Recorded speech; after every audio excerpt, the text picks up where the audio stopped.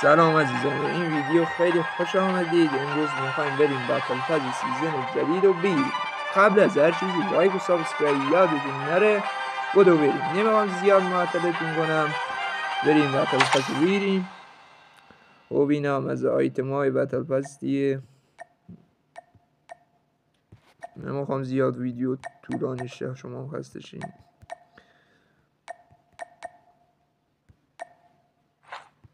دنسشه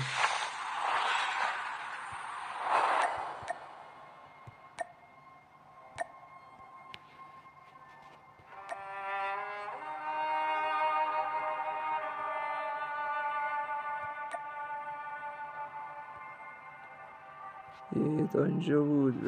بریم بتل پس هم بگیریم. گرفتیم بتل پس هم گرفتیم. اسکینش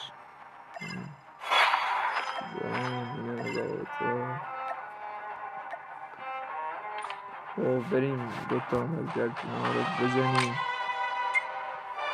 و ببینیم کدوم گردونه شانسش بالاتره. گردونه که نمیدونم این چیز خودش بزنیم فرعونه رو ببینم در سرش رو. فرعونه هم باید نیست. اینو میخوام، اینو میزنم و بیا بولدم بزنیم و این دوتا هم بدی برمیم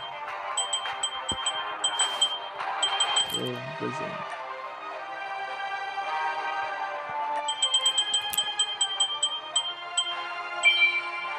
بابا نگاه شانس بکن ناموسم.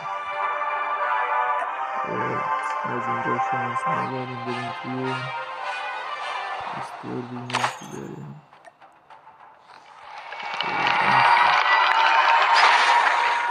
برم ببینم این گردونه رو زدم. نه اینو